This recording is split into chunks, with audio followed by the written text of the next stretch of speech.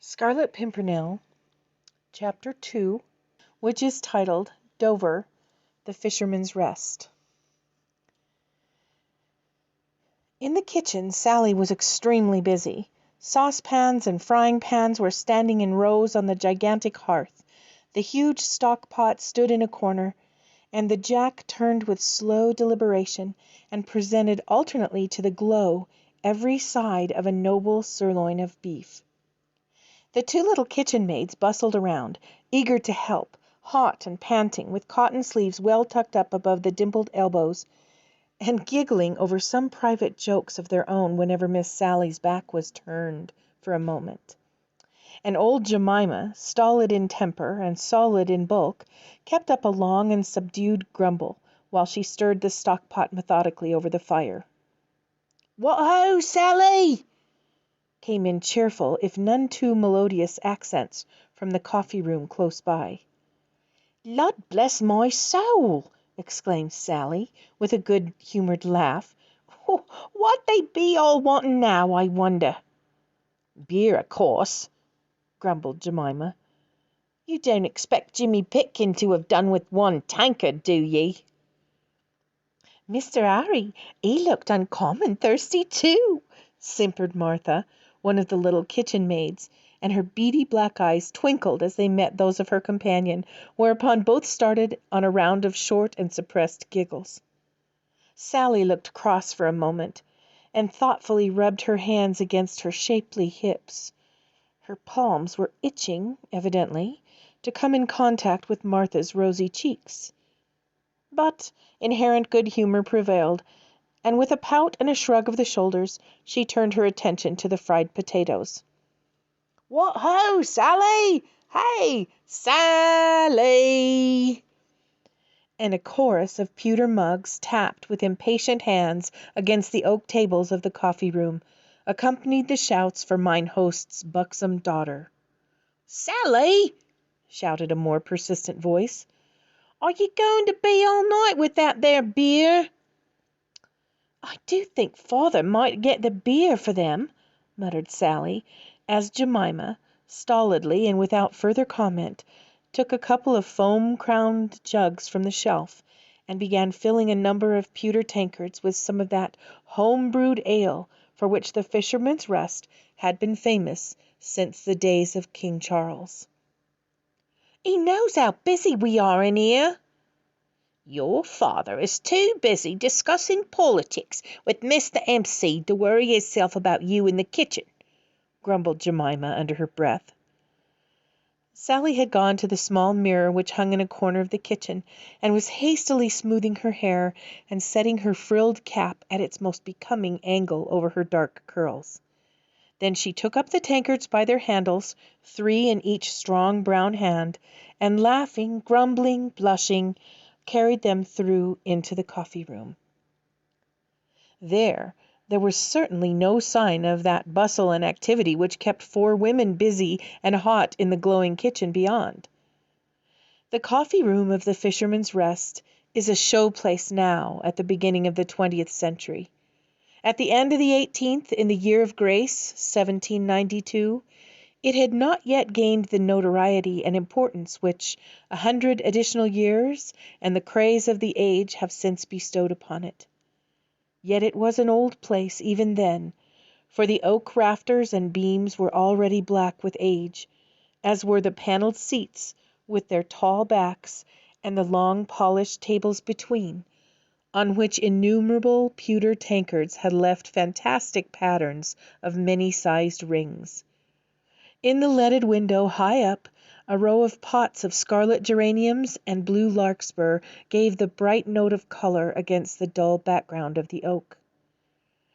That Mr. Jellyband, landlord of the Fisherman's Rest at Dover, was a prosperous man was of course clear to the most casual observer. The pewter on the fine old dressers, the brass above the gigantic hearth, shone like silver and gold. The red-tiled floor was as brilliant as the scarlet geranium on the window-sill. This meant that his servants were good and plentiful, that the custom was constant, and of that order which necessitated the keeping up of the coffee-room to a high standard of elegance and order.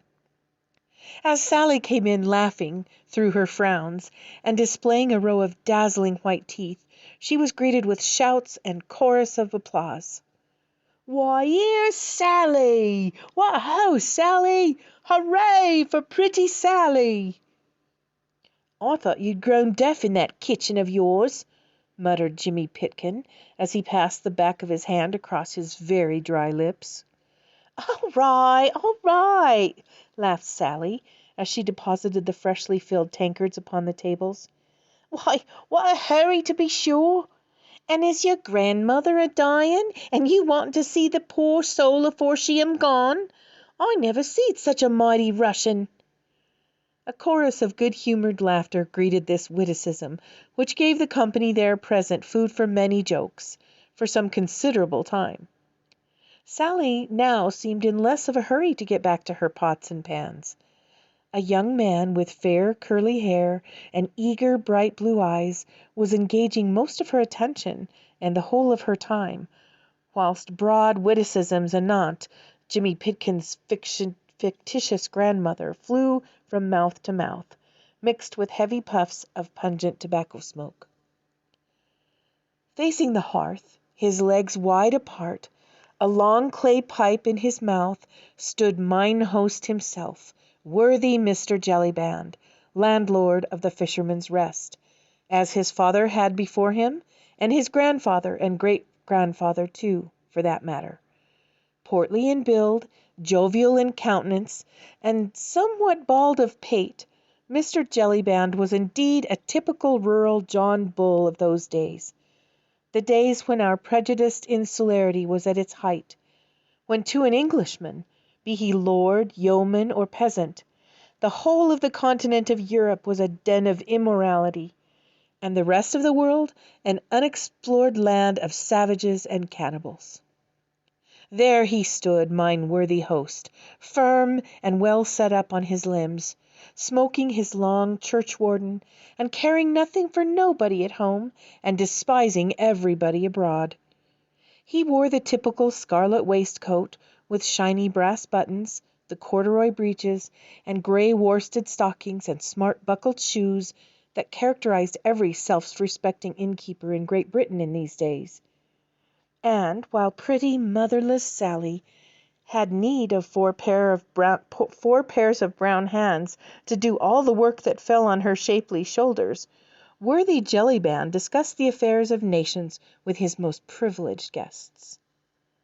The coffee-room, indeed, lighted by two well-polished lamps, which hung from the raftered ceiling, looked cheerful and cosy in the extreme. Through the dense clouds of tobacco smoke that hung about in every corner, the faces of Mr. Jellyband's customers appeared red and pleasant to look at, and on good terms with themselves, their host, and all the world. From every side of the room loud guffaws accompanied pleasant, if not highly intellectual, conversation, while Sally's repeated giggles testified to the good use Mr. Harry Waite was making of the short time she seemed inclined to spare him. They were mostly fisher folk who patronized Mr. Jellyband's coffee-room, but fishermen are known to be very thirsty people. The salt which they breathe in when they are on the sea accounts for their parched throats when on shore. But the Fisherman's Rest was something more than a rendezvous for these humble folk.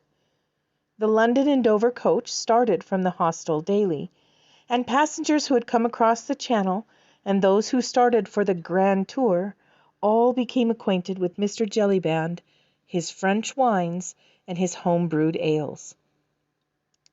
It was toward the close of September 1792, and the weather, which had been brilliant and hot throughout the month, had suddenly broken up. For 2 days torrents of rain had deluged the south of England, doing its level best to ruin what chances the apples and pears and late plums had of becoming really fine, self-respecting fruit. Even now it was beating against the leaded windows and tumbling down the chimney, making the cheerful wood fire sizzle in the hearth. "Lud!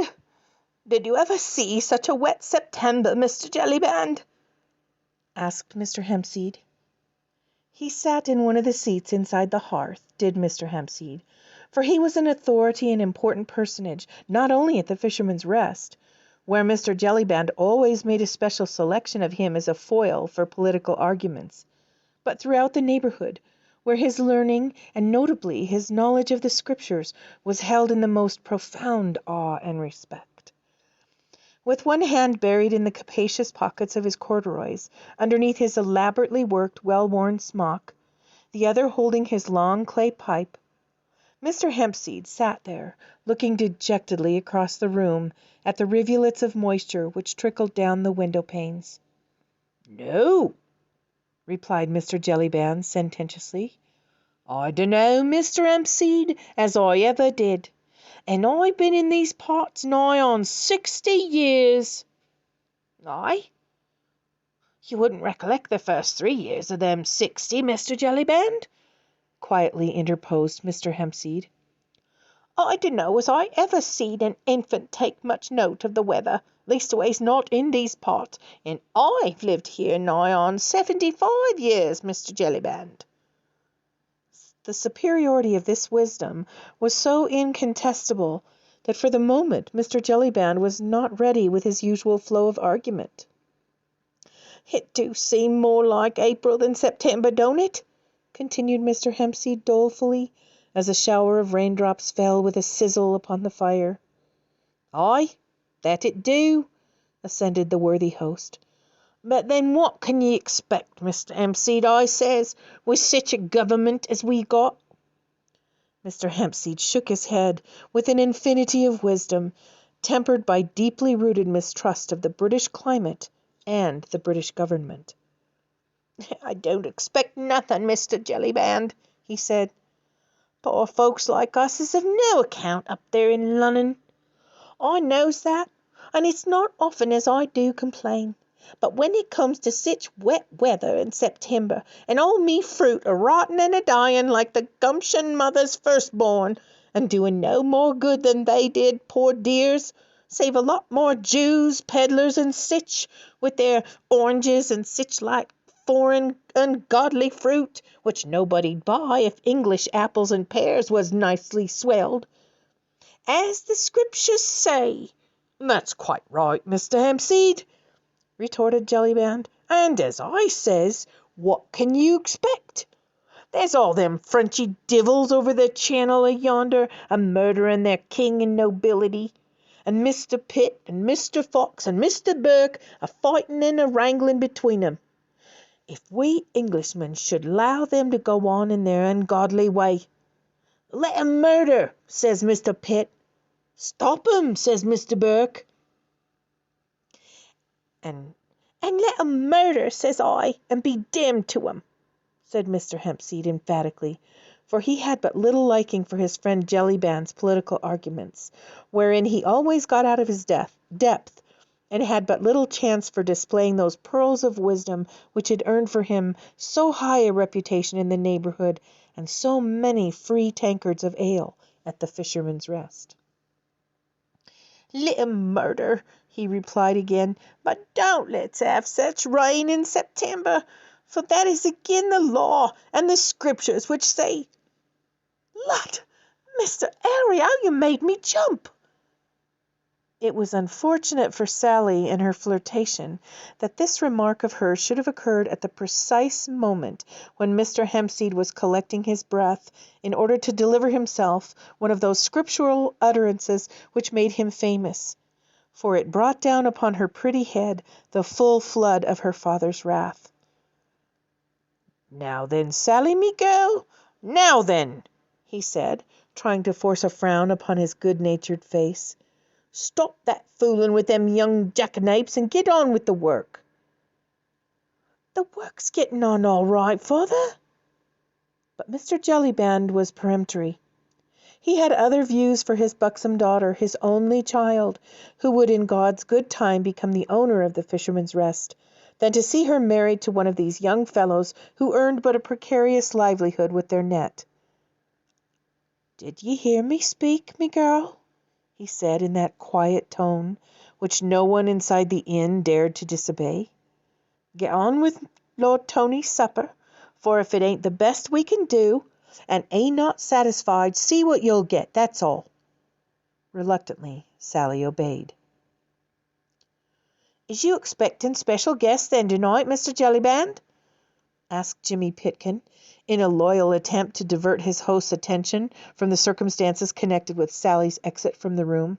"Aye, that I be," replied Jellyband. "Friends of me Lord Tony hisself, dukes and duchesses from over the water yonder, whom the young lord and his friend Sir Andrew Ffoulkes and other young noblemen have helped out of the clutches of them murdering devils." But this was too much for Mr. Hempseed's querulous philosophy. "Lud!" he said. "What do they do that for, I wonder? I don't hold with interfering in other folks' ways, as the Scriptures say." "Maybe, Mr. Hempseed," interrupted Jellyband with biting sarcasm, "as you're a personal friend of Mr. Pitt, and as you says, along with Mr. Fox, let 'em murder, says you." "Pardon me, Mr. Jellyband," feebly protested Mr. Hempseed. "I didn't know as I ever did." But Mr. Jellyband had at last succeeded in getting upon his favourite hobby horse, and had no intention of dismounting in any hurry. "Maybe you've made friends with some of them French chaps, who they say come over here a purpose to make us Englishmen agree with them murdering ways." "I dunno what you mean, Mr. Jellyband," suggested Mr. Hempseed. All I know is," loudly asserted mine host, "that there was my friend Peppercorn, who owns the blue-faced boar, and as true and loyal an Englishman as you'd see in the land. And now look at him. He made friends with some of them frog-eaters, hobnobbed with them just as if they was Englishmen, and not a lot of immoral, God-forsaken, furrin spies. Well, and what happened? Peppercorn, he now ups and talks of revolutions and liberty, and down with the aristocrats, just like Mr. Hempseed over here." "Pardon me, Mr. Jellyband," again interposed Mr. Hempseed feebly. "I dunno as I ever did." Mr. Jellyband had appealed to the company in general, who were listening awestruck and open-mouthed at the recital of Mr. Peppercorn's defalcations. At one table, two customers, gentlemen apparently by their clothes, had pushed aside their half-finished game of dominoes, and had been listening for some time, and evidently with much amusement at Mr. Jellyband's international opinions. One of them now, with a quiet, sarcastic smile still lurking around the corners of his mobile mouth, turned towards the centre of the room where Mr. Jellyband was standing. "You seem to think, mine honest friend," he said quietly, "that these Frenchmen, spies I think you called them, are mighty clever fellows to have made mincemeat, so to speak, of your friend Mr. Peppercorn's opinions. How did they accomplish that now, think you?" "Lud, sir, I suppose they talked him over. Those Frenchies, I've heard it said, have got the gift of the gab. And Mr. Hempseed here will tell you how it is that they just twist some people round their little finger like." "Indeed, and is that so, Mr. Hempseed?" inquired the stranger politely. "Nay, sir," replied Mr. Hempseed, much irritated, "I dunno as I can give you the information you require." "Faith, then," said the stranger, "let us hope, my worthy host, that these clever spies will not succeed in upsetting your extremely loyal opinions." But this was too much for Mr. Jellyband's pleasant equanimity. He burst into an uproarious fit of laughter, which was soon echoed by those who happened to be in his debt. He laughed in every key, did my worthy host, and laughed until his sides ached and his eyes streamed. "At me! Hark at that! Did you hear him say that they'd be upsetting my opinions, eh? Lud love you, sir, but you do say some queer things." "Well, Mr. Jellyband," said Mr. Hempseed sententiously, "you know what the Scriptures say. Let him who stands take heed lest he fall." But then harkee, Mr. Hempseed, retorted Jellyband, still holding his sides with laughter. The Scriptures didn't know me. Why, I wouldn't so much as drink a glass of ale with one of them murdering Frenchmen, and nothing'd make me change my opinions. Why, I've heard it said that them frog-eaters can't even speak the king's English. So, of course, if any of 'em tried to speak their God-forsaken lingo to me, why, I should spot 'em directly, see? And forewarned is forearmed, as the saying goes.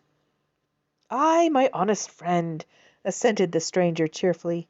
I see that you are much too sharp, and a match for any 20 Frenchmen. And here's to your very good health, my worthy host. If you'll do me the honour to finish this bottle of mine with me.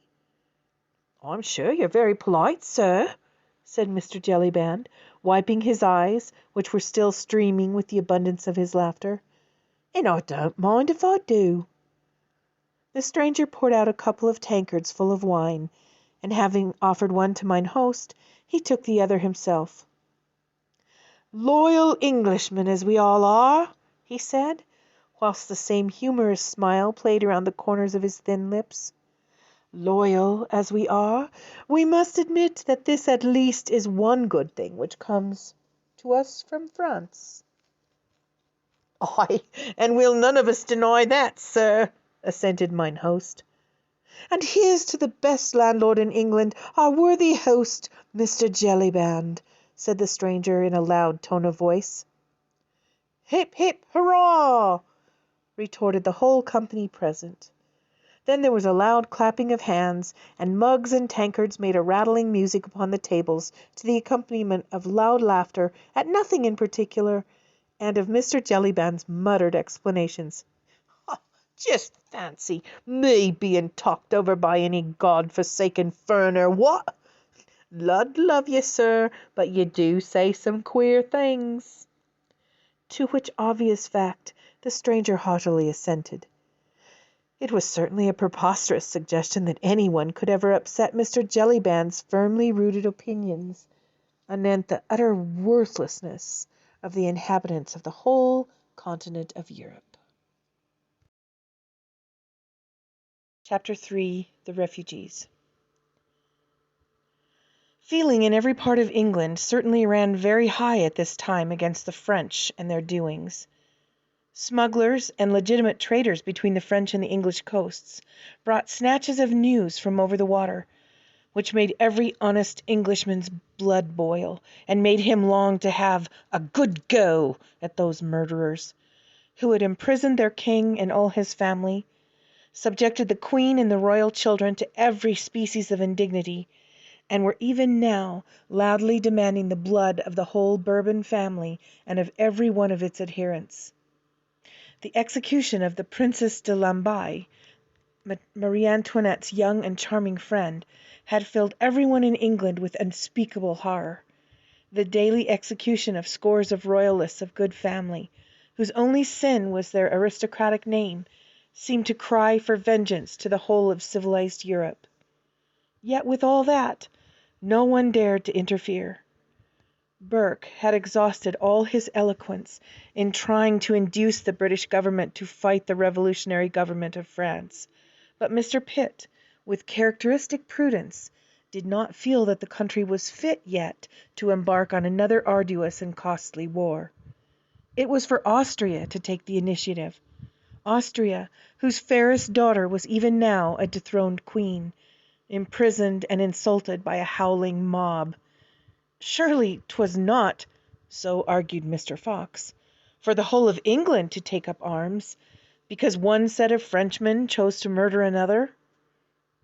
As for Mr. Jellyband and his fellow John Bulls, though they looked upon all foreigners with withering contempt, they were royalists and anti-revolutionists to a man, and at this present moment were furious with Pitt for his caution and moderation, although they naturally understood nothing of the diplomatic reasons which guided that great man's policies.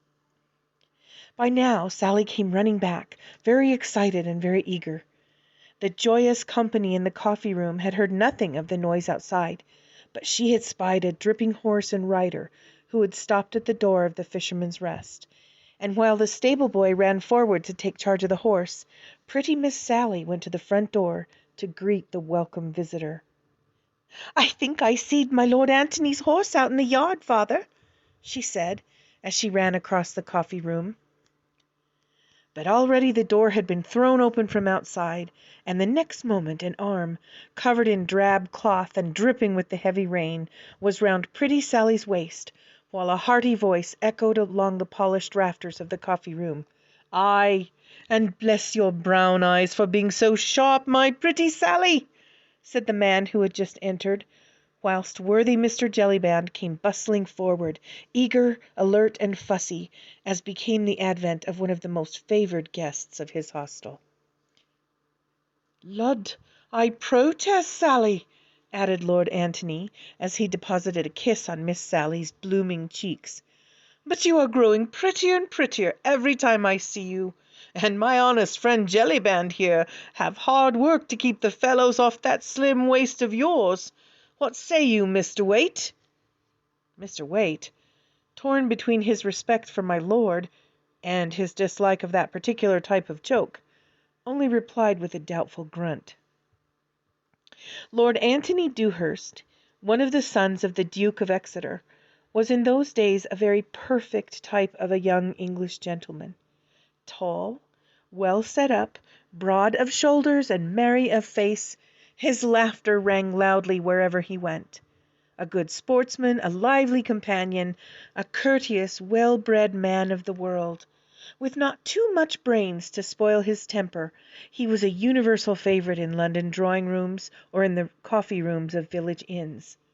At the Fisherman's Rest everyone knew him, for he was fond of a trip across to France, and always spent a night under worthy Mr. Jellyband's roof on his way there or back. He nodded to Waite, Pitkin, and the others as he at last released Sally's waist, and crossed over to the hearth to warm and dry himself. As he did so, he cast a quick, somewhat suspicious glance at the two strangers, who had quietly resumed their game of dominoes, and for a moment a look of deep earnestness, even of anxiety, clouded his jovial young face. But only for a moment. The next he turned to Mr. Hempseed, who was respectfully touching his forelock. "Well, Mr. Hempseed, and how is the fruit?" "Badly, my lord, badly," replied Mr. Hempseed dolefully. "But what can you expect with this here government favouring them rascals over in France who would murder their king and all their nobility?" "Odds life," retorted Lord Antony, "so they would, honest Hempseed, at least those they can get hold of, worse luck. But we have got some friends coming here to-night who at any rate have evaded their clutches." It almost seemed, when the young man said these words, as if he threw a defiant look toward the quiet strangers in the corner. "Thanks to you, my lord, and to your friends, so I've heard it said," said Mr. Jellyband. But in a moment Lord Antony's hand fell warningly on mine host's arms. "Hush!" he said peremptorily, and instinctively once again looked toward the strangers. "Oh, Lud love you, they're all right, my lord," retorted Mr. Jellyband. "Don't you be afraid. I wouldn't have spoken, only I knew we was among friends. That gentleman over there is as true and loyal a subject of King George as you are yourself, my lord, saving your presence. He is but lately arrived in Dover, and is settling down in business in these parts." "In business? Faith, then, it must be as an undertaker, for I vow I never beheld a more rueful countenance." "Nay, my lord, I believe that the gentleman is a widower, which no doubt would account for the melancholy of his bearing. But he is a friend nevertheless, I'll vouch for that, and you will own, my lord, that who should judge of a face better than the landlord of a popular inn—" "Oh, that's quite all right then, if we are among friends," said Lord Antony, who evidently did not care to discuss the subject with his host. "But tell me, you have no one else staying here, have you?" "No one, my lord, and no one coming either, leastways—" "Leastways?" "No one your lordship would object to, I know." "Who is it?" Well, my lord, Sir Percy Blakeney and his lady will be here presently, but they ain't a-going to stay." "Lady Blakeney?" queried Lord Antony in some astonishment. "Ay, my lord. Sir Percy Skipper was here just now. He says that my lady's brother is crossing over to France today in the Daydream, which is Sir Percy's yacht, and Sir Percy and my lady will come with him as far as here to see the last of him. It don't put you out, do it, my lord?" "No, no, it doesn't put me out, friend. Nothing will put me out, unless that supper is not the very best which Miss Sally can cook, and which has ever been served in the Fisherman's Rest."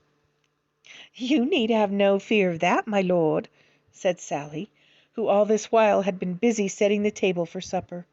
And very gay and inviting it looked, with a large bunch of brilliantly coloured dahlias in the centre, and the bright pewter goblets and blue china about.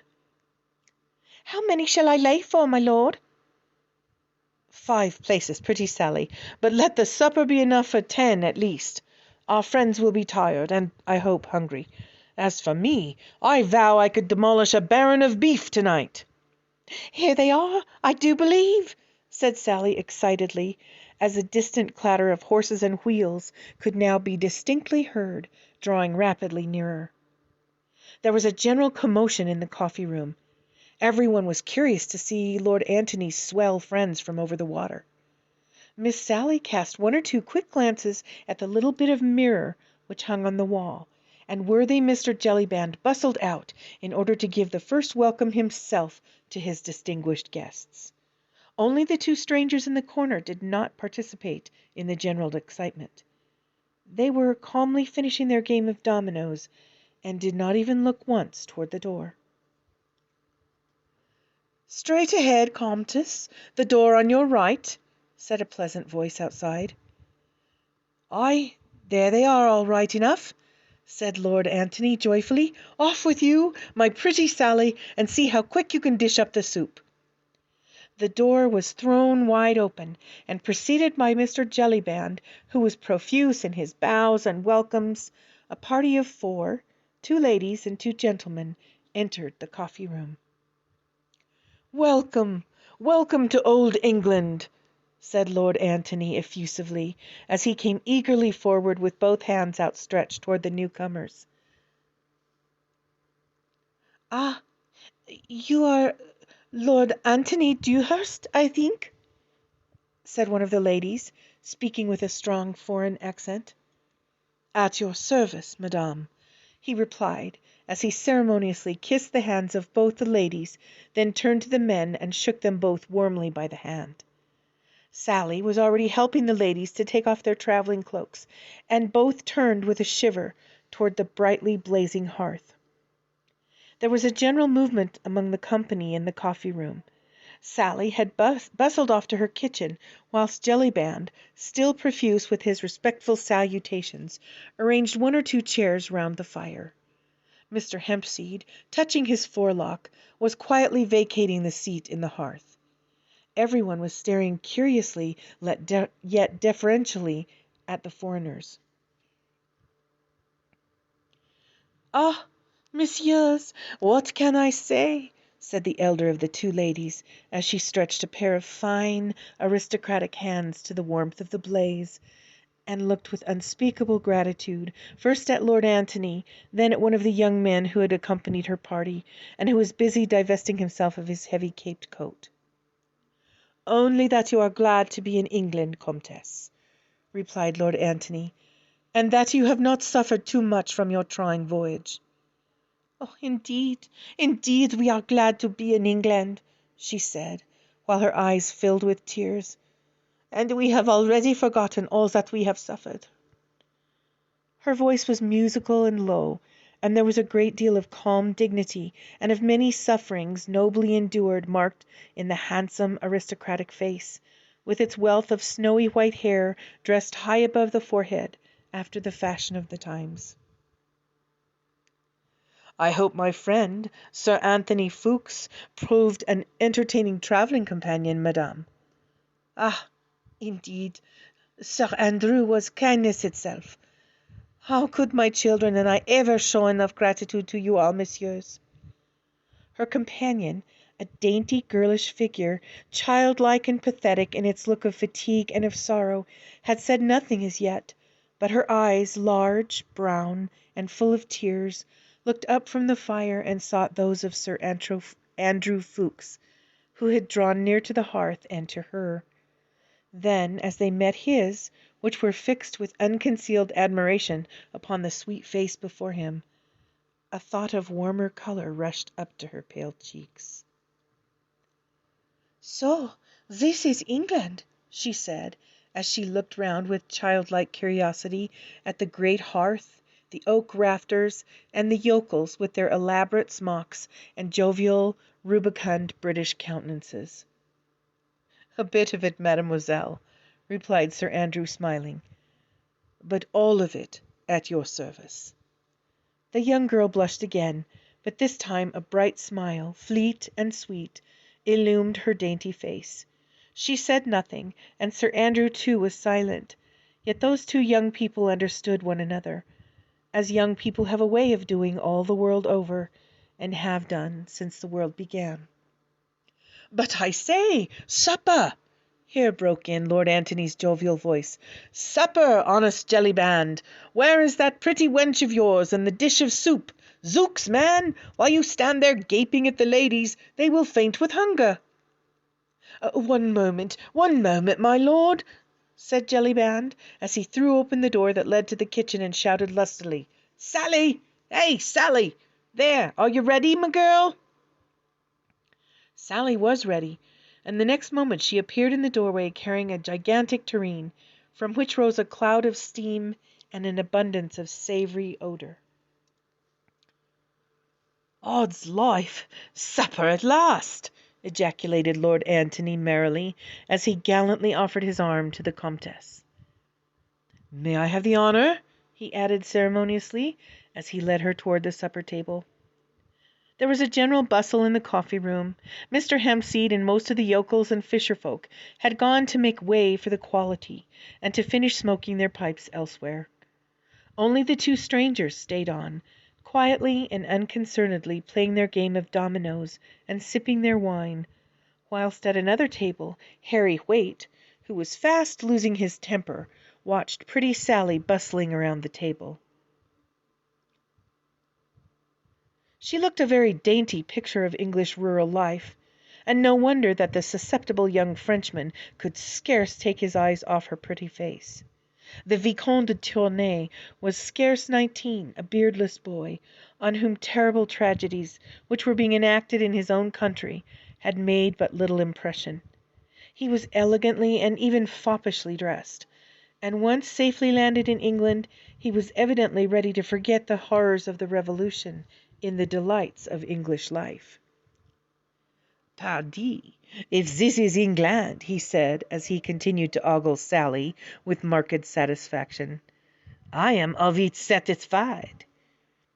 It would be impossible at this point to record the exact exclamation which escaped through Mr. Harry Waite's clenched teeth.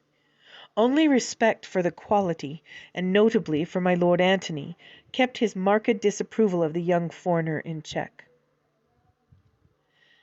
"Nay, but this is England, you abandoned young reprobate," interposed Lord Antony with a laugh, "and do not, I pray, bring your loose foreign ways into this most moral country." Lord Antony had already sat down at the head of the table, with the Comtesse on his right. Jellyband was bustling round, filling glasses and putting chairs straight. Sally waited, ready to hand round the soup.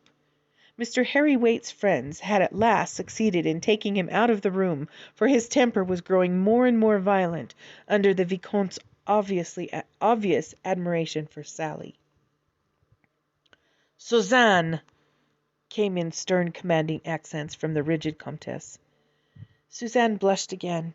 She had lost count of time and place, whilst she had stood beside the fire, allowing the handsome young Englishman's eyes to dwell upon her sweet face, and his hand, as if unconsciously, to rest upon hers. Her mother's voice brought her back to reality once more, and with a submissive "Yes, mamma," she took her place at the supper table. The League of the Scarlet Pimpernel. They all looked a merry, even a happy party, as they sat round the table. Sir Andrew Ffoulkes and Lord Antony Dewhurst, two typical good-looking, well-born and well-bred Englishmen of that year of grace, 1792, and the aristocratic French Comtesse, with her two children, who had just escaped from such dire perils, and found a safe retreat at last on the shores of protecting England. In the corner the two strangers had apparently finished their game. One of them arose, and standing with his back to the merry company at the table, he adjusted with much deliberation his large triple-caped coat. As he did so, he gave one quick glance around him. Everyone was busy laughing and chatting, and he murmured the words, "All safe." His companion then, with the alertness born of long practice, slipped on to his knees in a moment, and the next had crept noiselessly under the oak bench. The stranger then, with a loud "Good night," quietly walked out of the coffee-room. Not one of those at the supper-table had noticed this curious and silent manoeuvre, but when the stranger finally closed the door of the coffee-room behind him, they all instinctively sighed a sigh of relief. "Alone at last," said Lord Antony jovially. Then the young Vicomte de Tournay rose, glass in hand, and with the graceful affection peculiar to the times, he raised it aloft and said in broken English, "To His Majesty George III of England. God bless him for his hospitality to us all, poor exiles from France." "His Majesty the King!" echoed Lord Antony and Sir Andrew, as they drank loyally to the toast. "To His Majesty King Louis of France," added Sir Andrew, with solemnity. "May God protect him and give him victory over his enemies." Everyone rose and drank this toast in silence. The fate of the unfortunate King of France, then a prisoner of his own people, seemed to cast a gloom even over Mr. Jellyband's pleasant countenance. "And to Monsieur le Comte de Tournay de Brasserie," said Lord Antony merrily. "May we welcome him in England before many days are over." "Ah, monsieur," said the Comtesse, as with a slightly trembling hand she conveyed her glass to her lips, "I scarcely dare to hope." But already Lord Antony had served out the soup, and for the next few moments all conversation ceased, while Jellyband and Sally handed round the plates and everyone began to eat. "Faith, madame," said Lord Antony after a while, "mine was no idle toast. Seeing yourself, Madame Suzanne, and my friend the Vicomte safely in England now, surely you must feel reassured as to the fate of Monsieur le Comte." "Ah, monsieur," replied the Comtesse, with a heavy sigh, "I trust in God. I can but pray and hope." "Ay, madame," here interposed Sir Andrew Ffoulkes, "trust in God by all means, but believe also a little in your English friends, who have sworn to bring the Count safely across the Channel, even as they have brought you to-day." "Oh, indeed, indeed, monsieur," she replied, "I have the fullest confidence in you and your friends. Your fame, I assure you, has spread throughout the whole of France. Ah, the way some of my own friends have escaped from the clutches of that awful revolutionary tribunal was nothing short of a miracle, and all done by you and your friends." "We were but the hands, Madame la Comtesse." "But my husband, monsieur," said the Comtesse, whilst unshed tears seemed to veil her voice, "he is in such deadly peril. I would never have left him only there were my children. I was torn between my duty to him and to them. They refused to go without me, and you and your friends assured me so solemnly that my husband would be safe. But oh, now that I am here amongst you all, in this beautiful free England, I think of him flying for his life, hunted like a poor beast in such peril. Ah, I should not have left him. I should not have left him." The poor woman had completely broken down. Fatigue, sorrow, and emotion had overmastered her rigid aristocratic bearing. She was crying gently to herself, whilst Suzanne ran up to her and tried to kiss away her tears. Lord Antony and Sir Andrew had said nothing to interrupt the Comtesse while she was speaking. There was no doubt that they felt deeply for her. Their very silence testified to that. But in every century, and ever since England has been what it is, an Englishman has always felt somewhat ashamed of his own emotion and of his own sympathy. And so the two young men said nothing, and busied themselves in trying to hide their feelings, only succeeding in looking immeasurably sheepish. "As for me, monsieur," said Suzanne suddenly, as she looked through a wealth of brown curls across at Sir Andrew, "I trust you absolutely, and I know that you will bring my dear father safely to England, just as you brought us today." This was said with so much confidence, such unuttered hope and belief, that it seemed as if by magic to dry the mother's eyes and to bring a smile upon everybody's lips. "Nay, you shame me, mademoiselle," replied Sir Andrew. "Though my life is at your service, I have been but a humble tool in the hands of our great leader, who organized and effected your escape." He had spoken with so much warmth and vehemence that Suzanne's eyes fastened upon him in undisguised wonder. "Your leader, monsieur?" said the Comtesse eagerly. "Ah, of course you must have a leader. And I did not think of that before. But tell me, where is he? I must go to him at once, and I and my children must throw ourselves at his feet and thank him for all he has done for us." "Alas, madame," said Lord Antony, "that is impossible." "Impossible?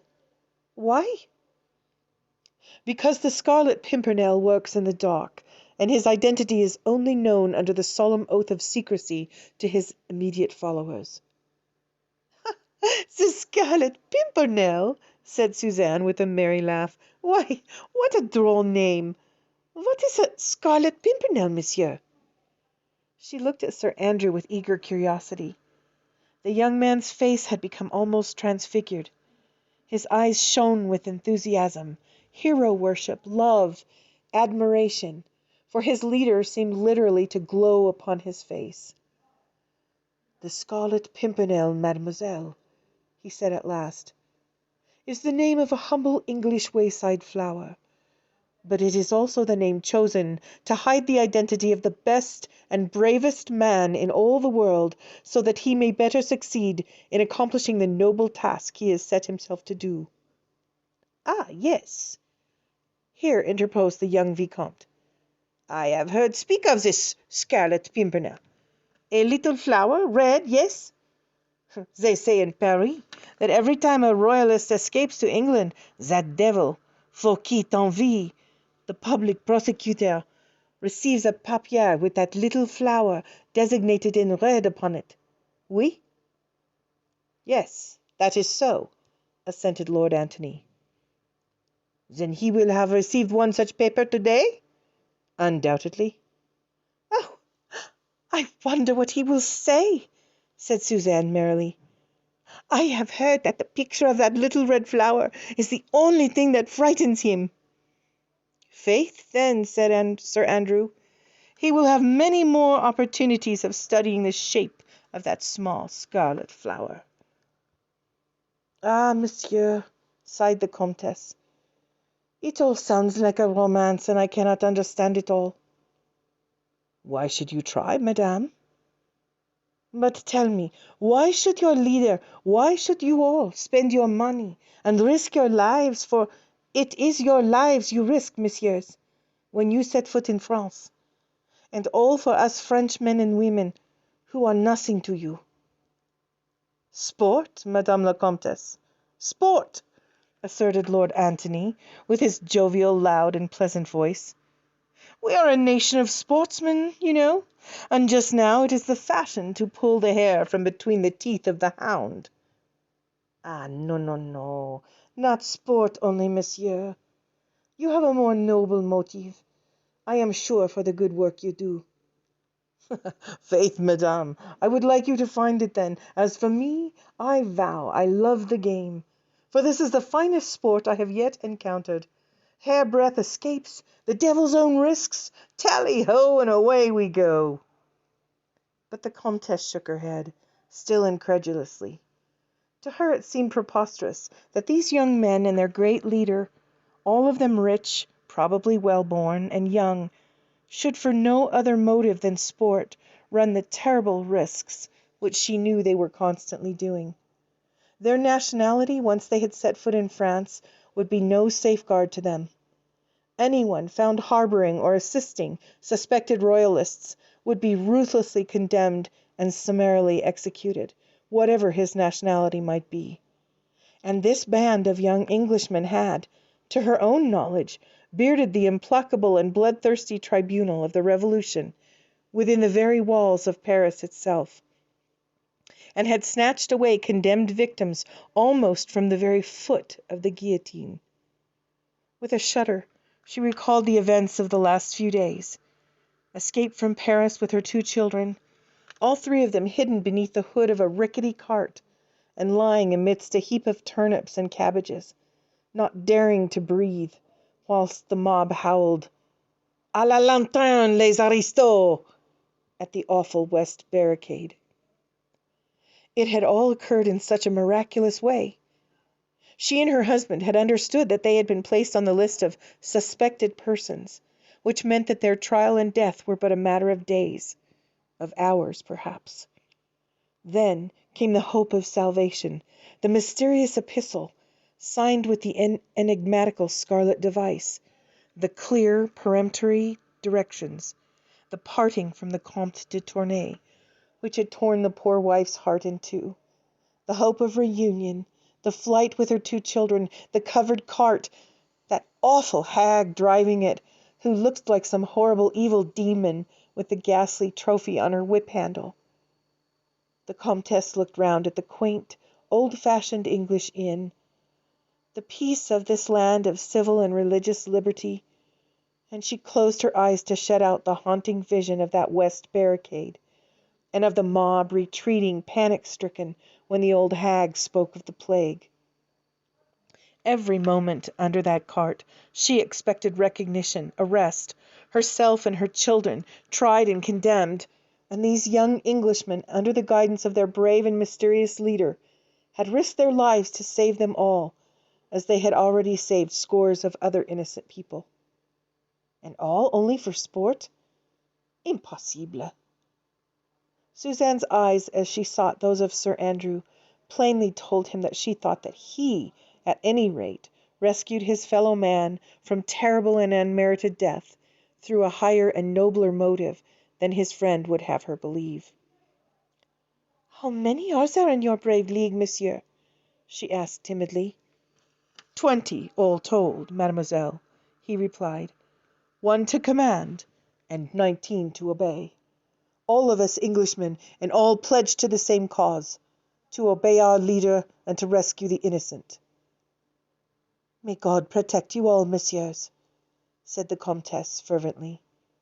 "He has done that so far, madame." "It is wonderful to me, wonderful, that you should all be so brave, so devoted to your fellow men. Yet you are English, and in France treachery is rife, all in the name of liberty and fraternity. The women, even in France, have been more bitter against us aristocrats than the men," said the Vicomte with a sigh. "Ah, yes," added the Comtesse, while a look of haughty disdain and intense bitterness shot through her melancholy eyes. "There was that woman, Marguerite St. Just, for instance. She denounced the Marquis de St. Cyr and all his family to the awful tribunal of the Terror." "Marguerite St. Just?" said Lord Antony, as he shot a quick and apprehensive glance across at Sir Andrew. "Marguerite St. Just? Surely, yes, replied the Comtesse. Surely you know her? She was a leading actress of the Comédie Française, and she married an Englishman lately. You must know her." "Know her?" said Lord Antony. "Know Lady Blakeney? The most fashionable woman in London, the wife of the richest man in England? Of course we all know Lady Blakeney." "She was a schoolfellow of mine at the convent in Paris," interposed Suzanne, "and we came over to England together to learn the language. I was very fond of Marguerite, and I cannot believe that she ever did anything so wicked." "It certainly seems incredible," said Sir Andrew. "You say that she actually denounced the Marquis de St. Cyr? Why should she have done such a thing? Surely there must be some mistake." "No mistake is possible, monsieur," rejoined the Comtesse coldly. "Marguerite St. Just's brother is a noted Republican. There was some talk of a family feud between him and my cousin, the Marquis de St. Cyr. The St. Justs are quite plebeian, and the Republican government employs many spies. I assure you there is no mistake. You had not heard this story?" "Faith, madame, I did hear some vague rumours of it, but in England no one would credit it. Sir Percy Blakeney, her husband, is a very wealthy man, of high social position, the intimate friend of the Prince of Wales, and Lady Blakeney leads both fashion and society in London." "That may be, monsieur, and we shall, of course, lead a very quiet life in England. But I pray God that while I remain in this beautiful country, I may never meet Marguerite St. Just." The proverbial wet blanket seemed to have fallen over the merry little company gathered round the table. Suzanne looked sad and silent. Sir Andrew fidgeted uneasily with his fork, whilst the Comtesse, encased in the plate armour of her aristocratic prejudices, sat rigid and unbending in her straight-backed chair. As for Lord Antony, he looked extremely uncomfortable, and glanced once or twice apprehensively toward Jellyband, who looked just as uncomfortable as himself. "At what time do you expect Sir Percy and Lady Blakeney?" he contrived to whisper unobserved to mine host. "Any moment, my lord," whispered Jellyband in reply. Even as he spoke, a distinct clatter was heard of an approaching coach. Louder and louder it grew. One or two shouts became distinguishable, then the rattle of horses' hoofs on the uneven cobblestones, and the next moment a stable-boy had thrown open the coffee-room door and rushed in excitedly. "Sir Percy Blakeney and my lady!" he shouted at the top of his voice. "They're just arriving!" And with more shouting, jingling of harness, and iron hoofs upon the stones, a magnificent coach, drawn by 4 superb bays, had halted outside the porch of the Fisherman's Rest.